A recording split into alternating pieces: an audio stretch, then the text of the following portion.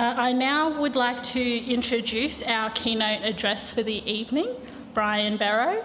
Brian is a Torres Strait Islander Meriam commercial lawyer, the co-founder, principal and director of Jaramer Legal, and a long-standing Tarwirri member.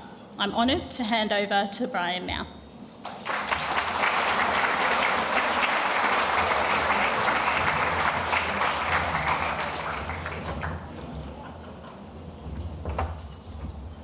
Thank you, Layla. And as protocol as well, I'd like Uncle Bill, pay my respects to you and your people as well, Wurundjeri people of the Kulin Nations here, and respect also your continuing connection to land here as well, and pay my respects to your elders, past and present. I also want to acknowledge my First Nations brothers and sisters here tonight, aunties and uncles, and I'll pay my respects also to the numerous dignitaries here tonight. There are a few of you here, and I don't want to miss any out, so I won't call you out. So it is a privilege to be standing here before you today at this significant event, the Tarwirri Gala National First Nations Law Awards here in Naarm. Tonight we come together to celebrate not only the incredible achievements of First Nations people in the legal sector, but also vital work of an association that has become a cornerstone in the journey towards justice and reconciliation, and that is Tarwirri.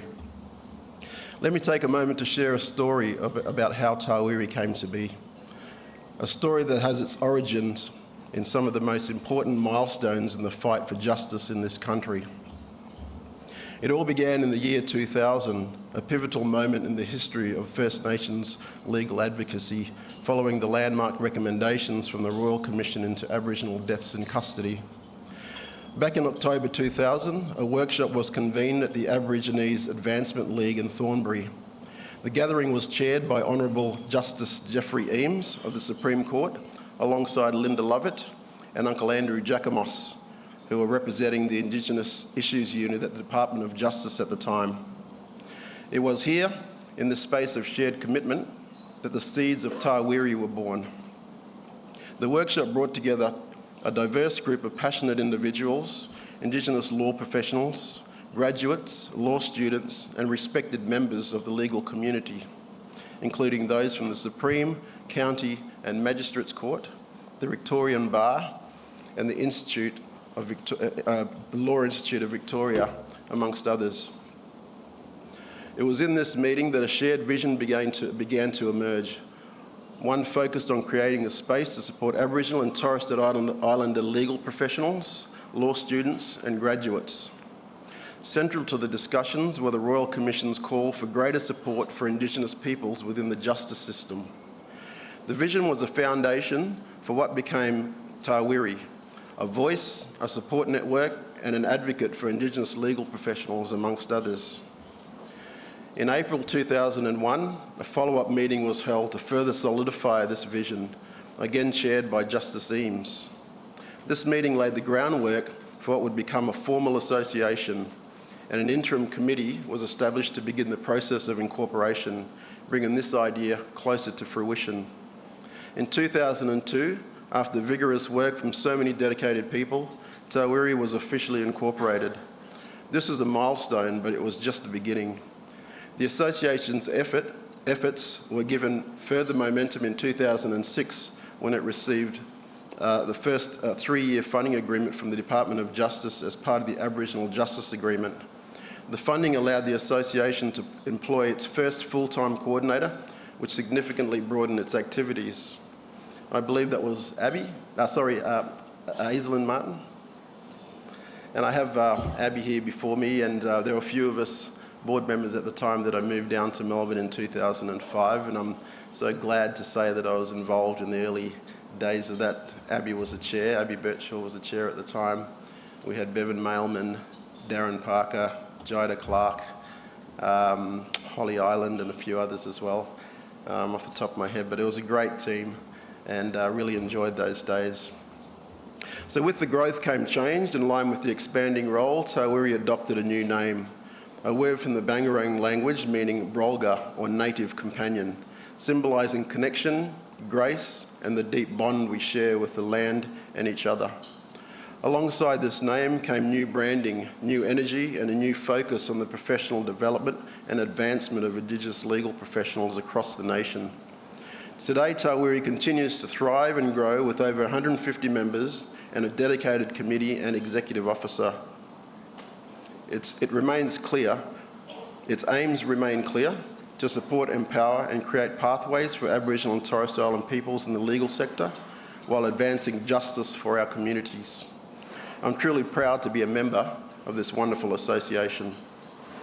Tonight, as we celebrate the achievements of so many outstanding individuals, let us also remember the collective journey that has brought us to this point.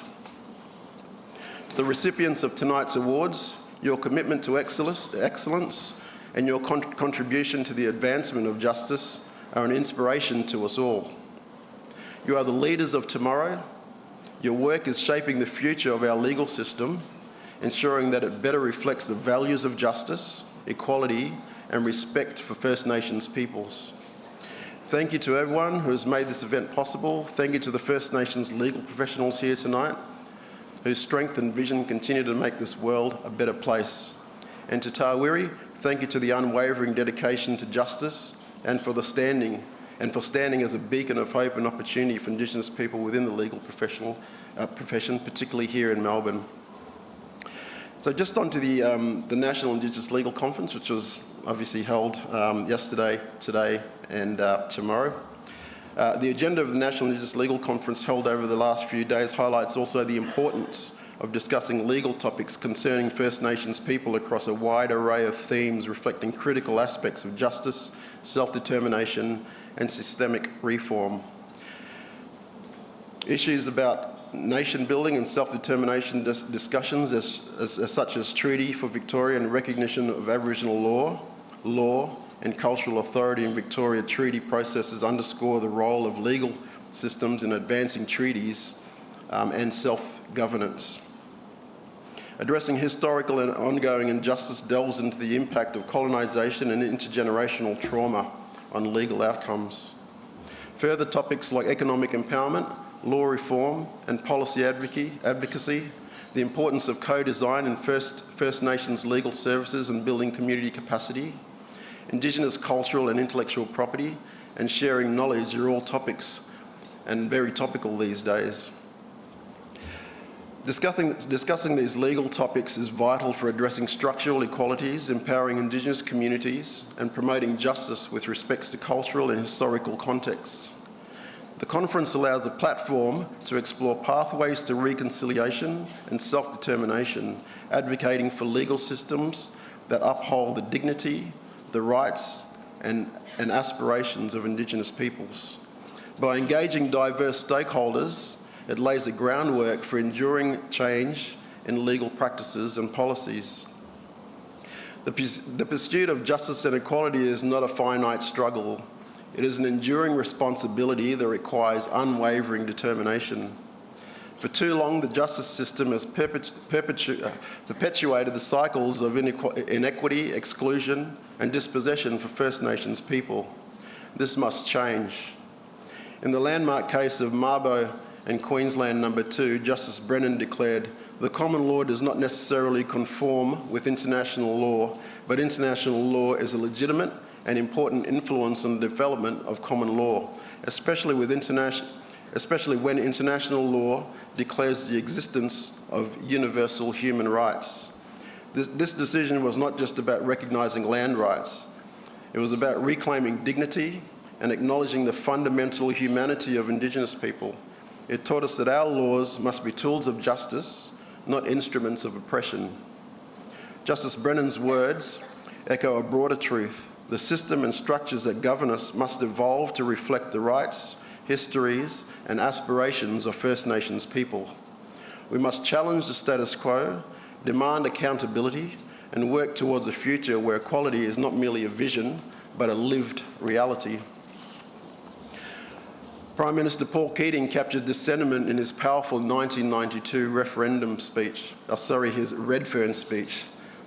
I don't want to think about the referendum. He expressed, "We took the traditional lands and smashed the traditional way of life. We brought the diseases, the alcohol, we committed the murders, We took the children from their mothers. We practiced discrimination and exclusion. It was our ignorance and our prejudice and our failure to imagine these things being done to us. Keating's words remind us of the importance of confronting our history honestly and embracing responsibility for its consequences. His acknowledgement of injustices committed against Indigenous people is a call to action, a plea to dismantle systemic barriers that rebuild our nation on a foundation of mutual respect and shared humanity. Justice and equality demand more than words. They require courage, unity, and sustained action. The fight for justice is not just about righting the wrongs of the past, but also empowering Indigenous people to shape their future. From the Yoorrook Justice Commission's truth-telling initiatives to treaty processes across the country, we are seeing glimmers of what we can achieve when Indigenous voices lead the way. But there is more work to be done. It is not enough to aim for equality. We must achieve equity, a state where Indigenous communities are not merely treated equally under the law, but are given the resources, the opportunities, and respect needed to thrive. To my brothers and sisters, let us take inspiration from our ancestors who withstood the gravest injustices, yet remained steadfast in their hope and resilience. Let us honour their legacy by continuing this fight, not for survival, but for sovereignty, self-determination, and success. The road ahead may be long, but we walk it with pride, strength, and unity. And as we look forward, let us dream a nation where our diversity is our strength, our history is our foundation, and justice is our guiding star. Thank you.